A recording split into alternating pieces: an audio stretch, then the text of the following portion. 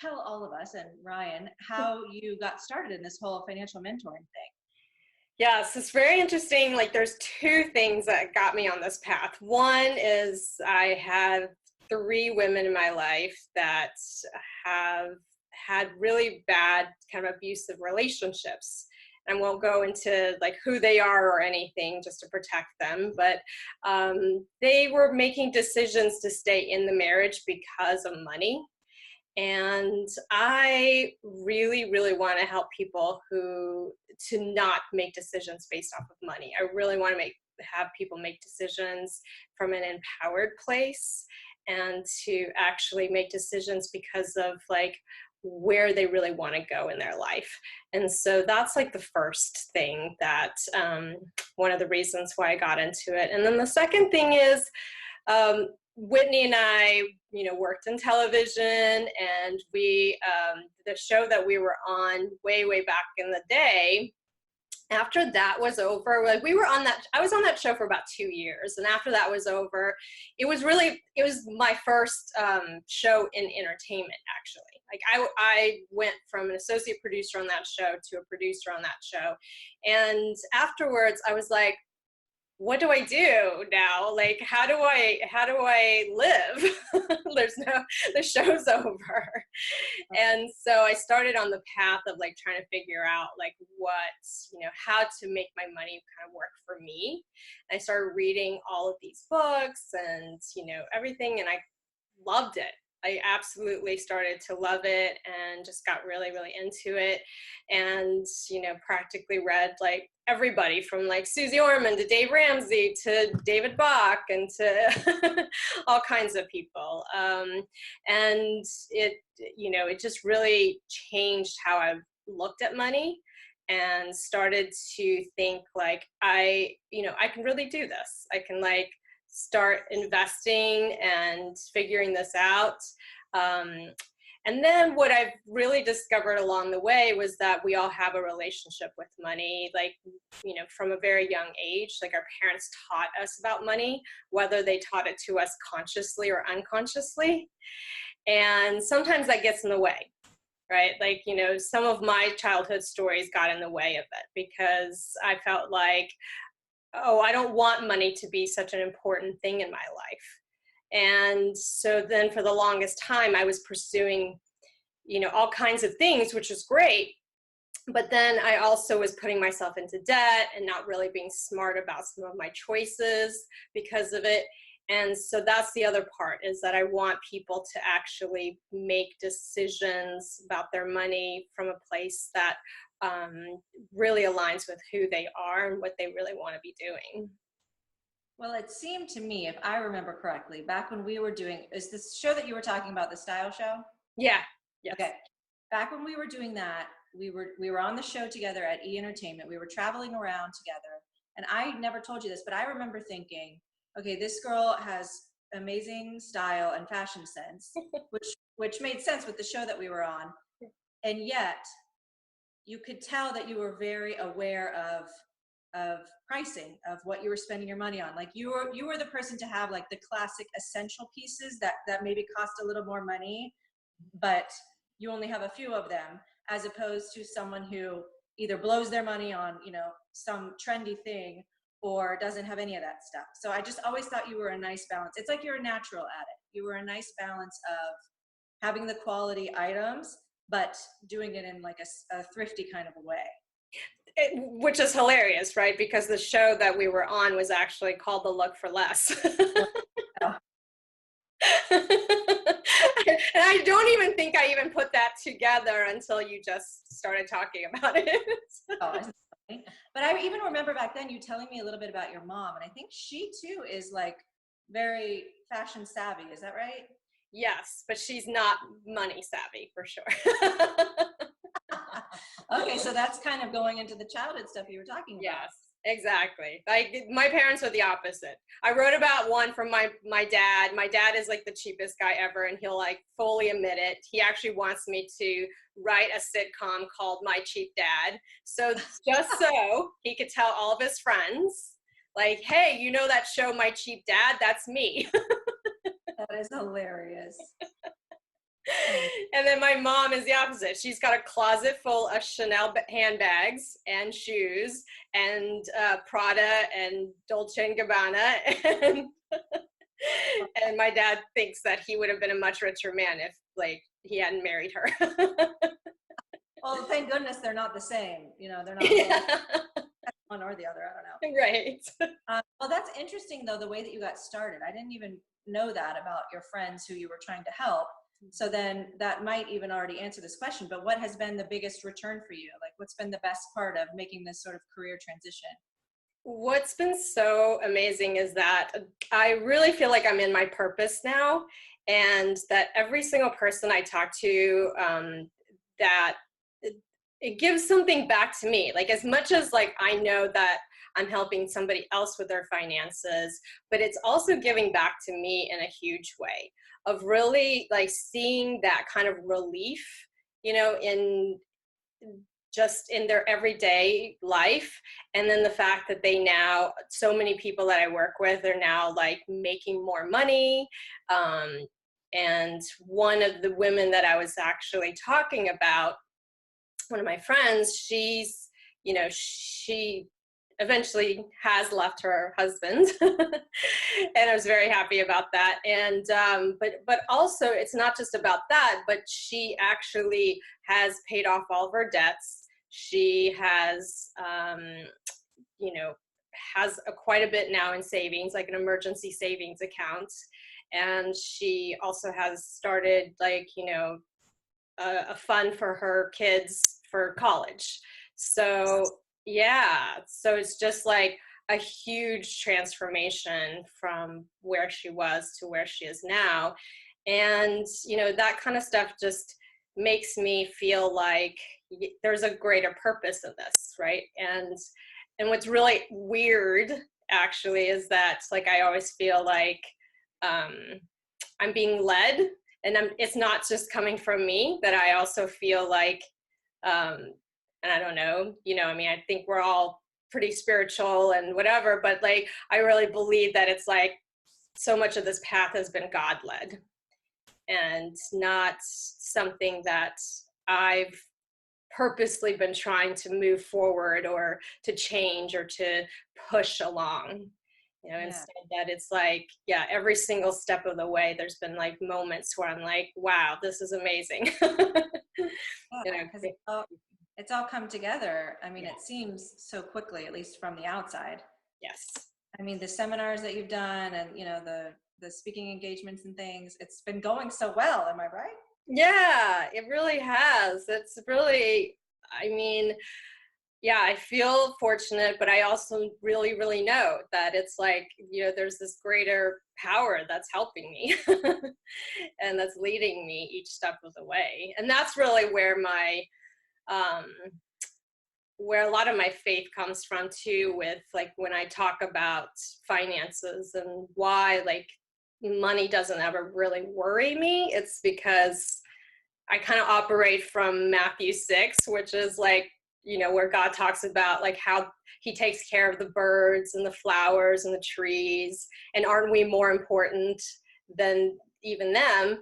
And wouldn't he take care of us? And so, and then in the Bible verse, it actually says, do not worry. Are you familiar with this? Mm-hmm.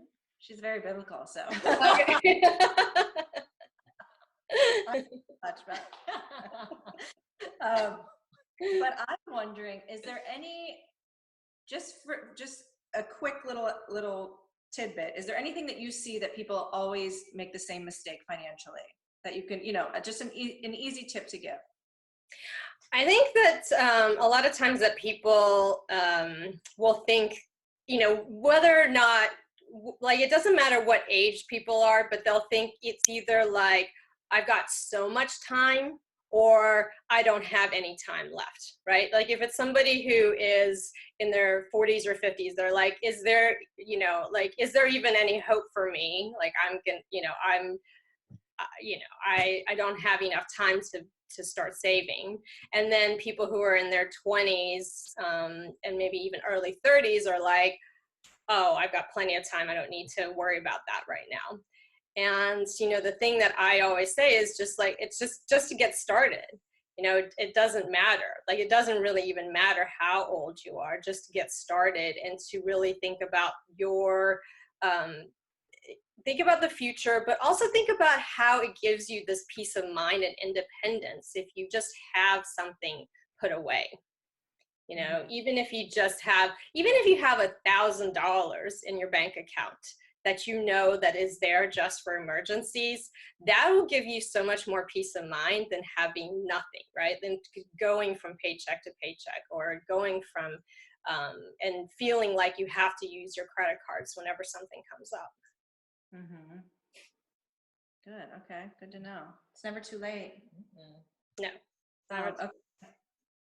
So what do you hope for the rest of the year for your financial coaching business? That's a really interesting question, because I have been operating in terms of setting some goals, but then really letting go and surrendering and seeing how God's been leading, because it has led me into things that I'm just very surprised. And it's also like, I couldn't have planned it any better. But then how does that look? So if someone hires you, do they hire you for a certain amount of time, or do they have a goal? Like, once I get to that goal, then maybe I'm on my way, or how does that look? So yes, they hired me for, we worked together for about 9 weeks.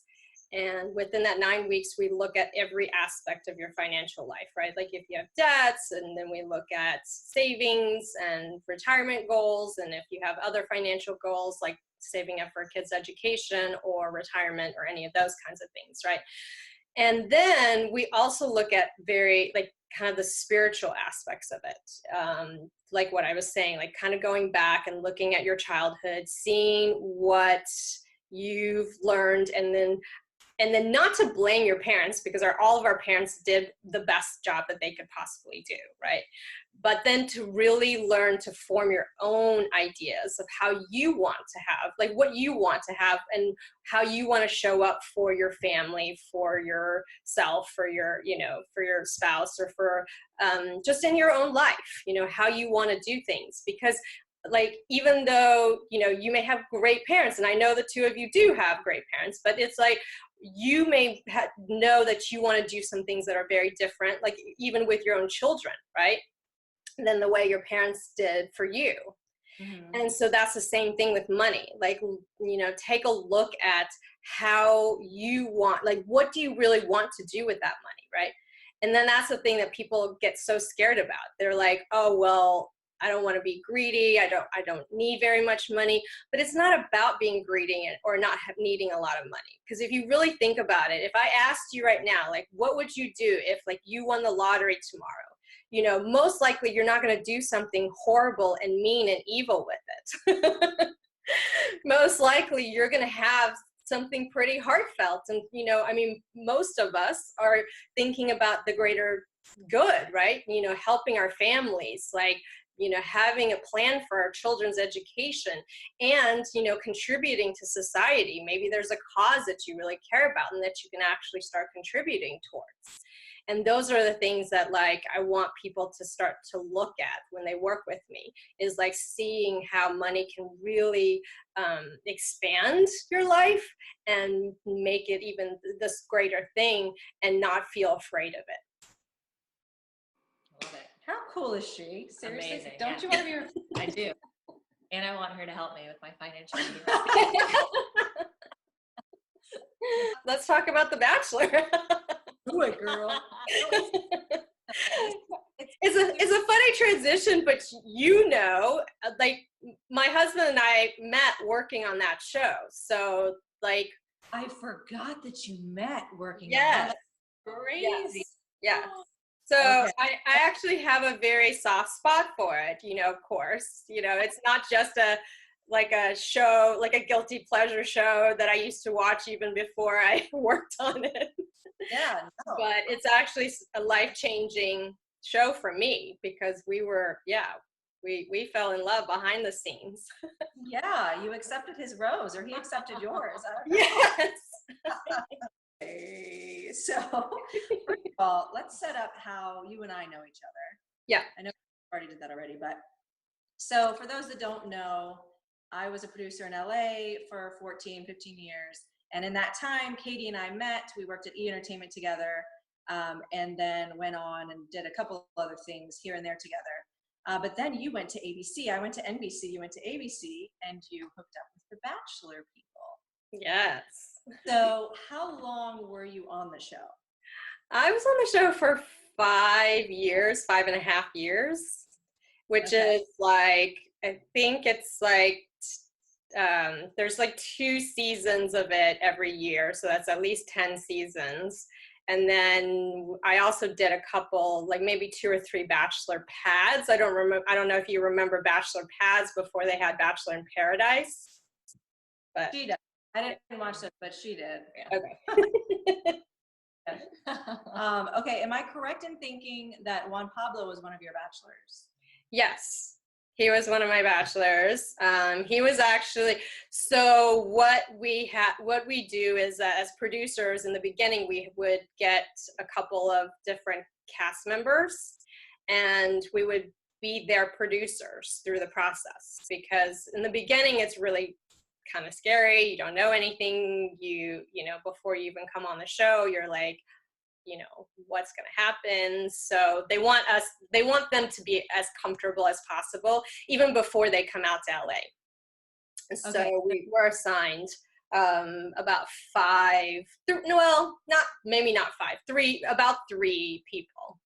Each producer will get 3 people, and then so we'll talk to them and get them comfortable with the process, answer any questions they may have, and get to know them, really get to know them and their story. And you know, for them to know somebody already when they get here is always very comforting for people too. So now what is the breakdown of producers? There are segment producers, there are field producers. Is that there- correct? And tell me what each does. yeah, so it's, you know, it's obviously like top down EP, you know, co-EPs, there's supervising producers, there's senior producers, and then there are producers, field producers, segment producers, yes, associate producers, and then, yeah, PAs. Are the segment producers setting up the shoots and the field producers are doing the interviews? Is it that kind of a setup? For the most part, yes. Although, because we get assigned different cast members, we end up doing the interviews with our cast members a lot of times, because you know their stories, right? So it's easier for you to like come in and actually ask them questions and that kind of stuff. Gotcha.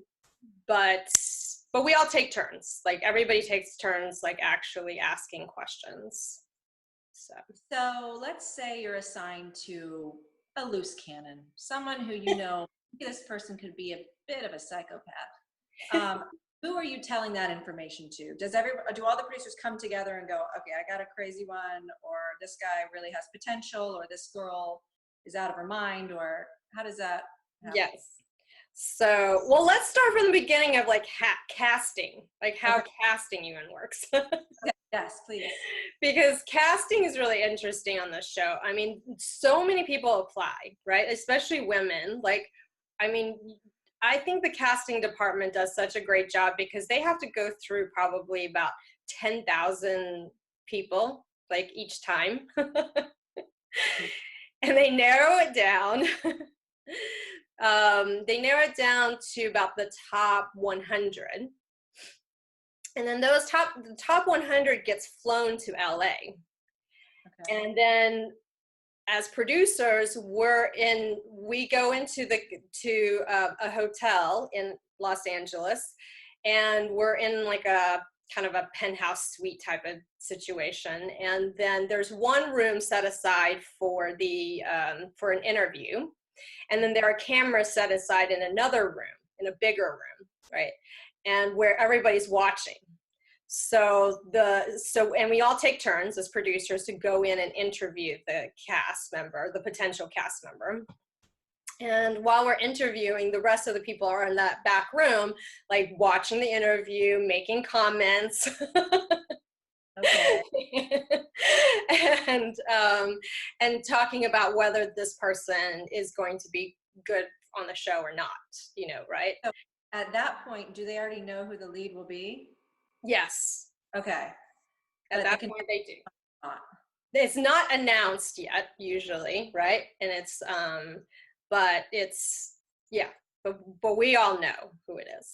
Is Chris Harrison in that room, and is Mike Fleiss in that room? Chris Harrison is not in the room. And Mike Fleiss sometimes will go, most likely not, though. Okay.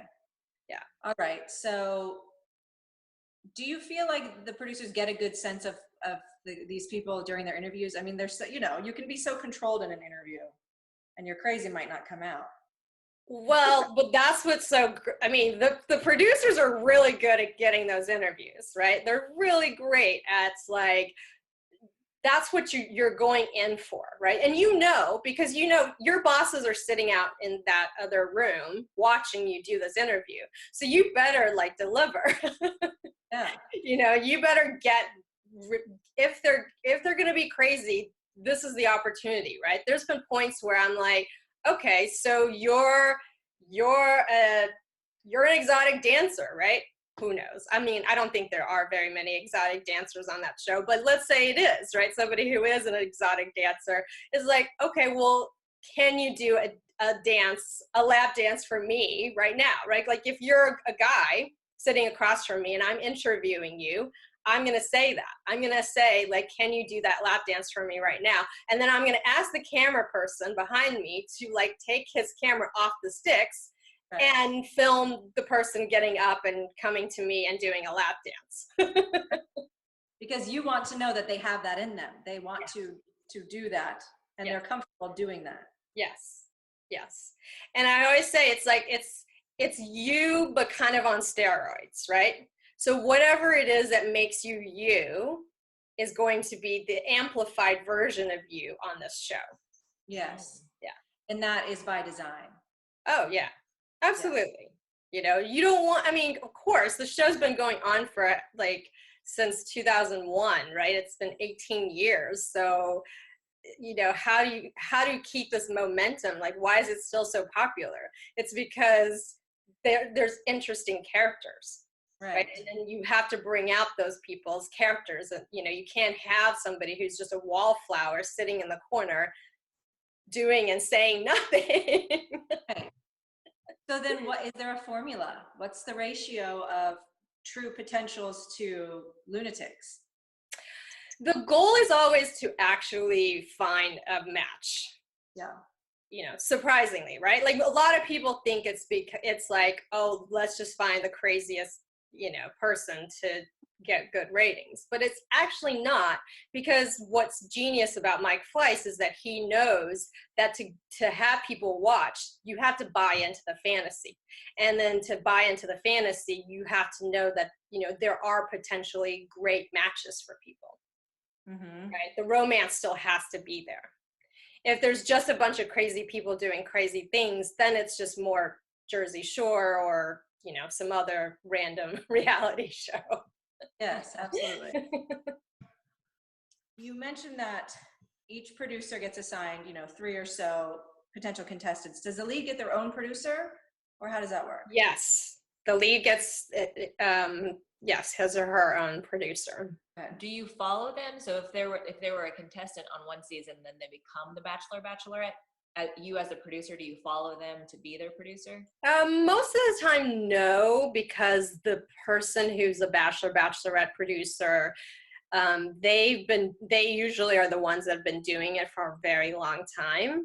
And like, it's a very specific thing that they do, right? So, because as the producer of that person, you're in multiple roles. Like, you're like their best friend, but also their producer, but also sometimes their assistant. Yeah. That kind of thing. And then, or, you're holding their hand through stuff, or, and so there's a lot of roles and hats that person has to play that is so specific that it's easier if one person who's been doing it a long time keeps doing that same job. Because that's the one thing you can't predict is, like, chemistry. Somebody's real chemistry. like we could say, right? Like we could say, Ryan, you're the perfect candidate. You're the perfect person for this Bachelor. Like on paper, every single thing lines up. And most likely you'll probably get very far because on paper you are that perfect person for him, right? But then chemistry might dive into, kind of come in, and then he's like, no matter what, even if Whitney's crazy, I'm gonna go for Whitney. Right? And that's happened. Right. Right. That, for one that you're like, what? Yeah. Yes. That's happened so many times on the show, right? Like my first season was with, I don't know if you remember Jake, who was the pilot from Dallas. Oh. Yeah. Yeah. Wait, is that Pavelka? Yes. Jake Pavelka? Jake Pavelka, right? And so he was, he had, who did he have in his top three? Top three was Vienna, Tenley. Oh, she was sweet, wasn't she? Yes. So sweet. And third was Gia, one of my favorite people, who unfortunately passed away. But yeah, so he had like, I mean, out of the three, like first of all, we didn't think Vienna was going to go that far, to be honest. Yeah, I could see that. And so that's when you know it's really real, right? Because like the producers thought, she's going to be fun for a little while on the show, but for her to go all the way to the end and for him to pick her at the very end was a shock to all of us. And Tenley's like America's sweetheart, was like, just the sweetest person. And she, she's actually married and very, very happy now, but it's like, it's just it's a very surprising thing. So you never know, right? Chemistry wins out most of the time, especially on the Bachelor side. Yes. Like I said, because I met my husband working on the show, I definitely have a soft spot for it, and and we'll always be grateful to the show because it introduced us. Yeah. Well, obviously I know you're doing the financial mentoring and financial coaching now. Well, thanks, Katie, and I'll let you know when I'm not going to edit it for probably a week or so, but I'll let you know when it's ready to go. Sounds good. Yay. All right. All right. Bye.